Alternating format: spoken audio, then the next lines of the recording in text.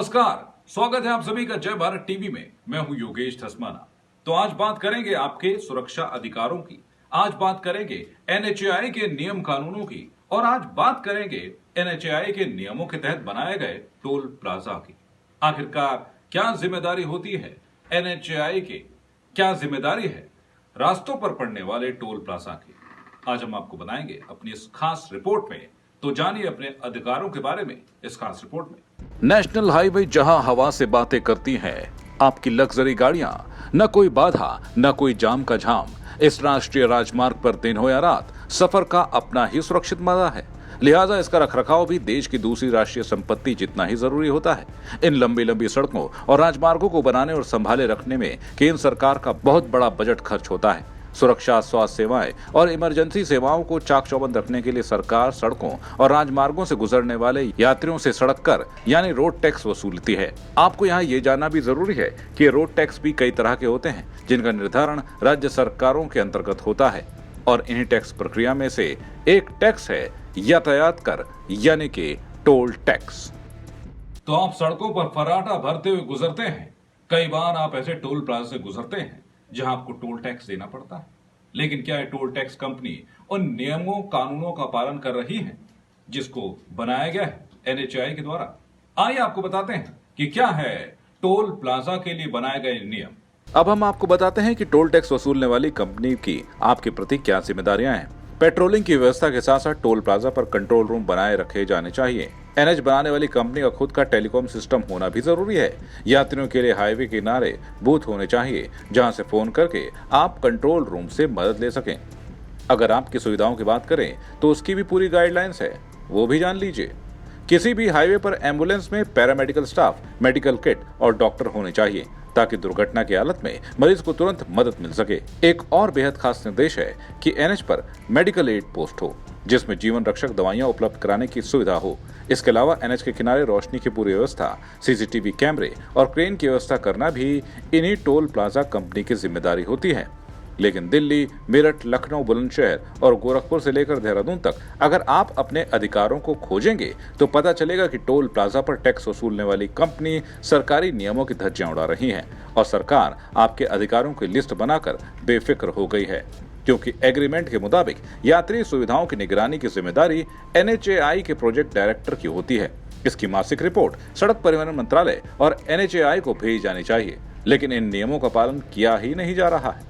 यदि आप national highway का लगातार इस्तेमाल कर रहे हैं तो यह खबर बड़े ध्यान से देखिए। और अब बात करेंगे पूरे देश में लागू किए गए फास्टैग की। क्या है फास्टैग को लेकर बनाए गए नियम और क्या ये नियम टोल प्लाजा फॉलो कर रहे हैं? सबसे पहले जानिए क्या है वो नियम।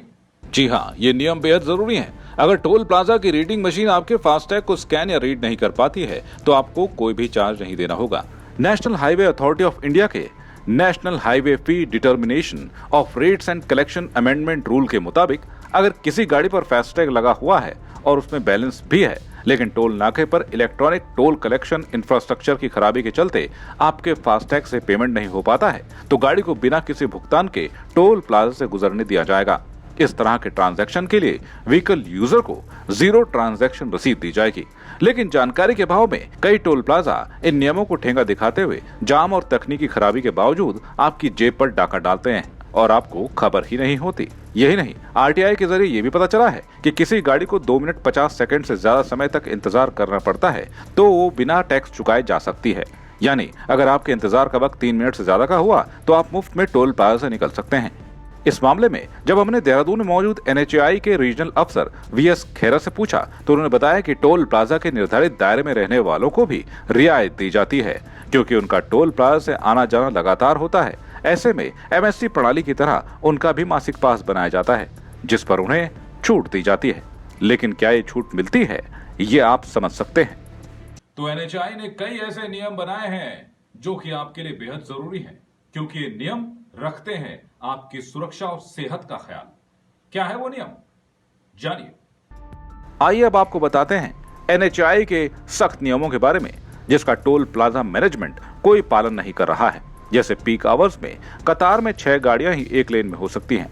टोल लेन बूथों की संख्या इस प्रकार रखनी चाहिए जैसे पीक आवर फ्लो पर हर एक वाहन को 10 सेकंड से ज्यादा का सेवा समय ना लगे। इतना ही नहीं, अगर आपकी वेटिंग टाइम 3 मिनट से ज्यादा है तो टोल लेन की संख्या बढ़ाए जाने का भी नियम बना हुआ है।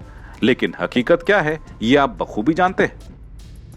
तो अक्सर आपके मन में यह सवाल उठता होगा कि आखिरकार टोल प्लाजा पर गुजरने वाले किन व्यक्तियों के लिए छूट का प्रावधान है, और अगर आप उस टोल प्लाजा के 10 किलोमीटर या 20 किलोमीटर के दायरे में रहते हैं तो आपके लिए क्या छूट का प्रावधान है। आइए आपको बताते हैं। जिस गाड़ी में president, PM, vice president, chief justice of India, governor, Lok Sabha, central minister जैसे वीवीआईपी सफर कर रहे हो तो उनके पूरे भारत में टोल टैक्स में छूट दी जाती है।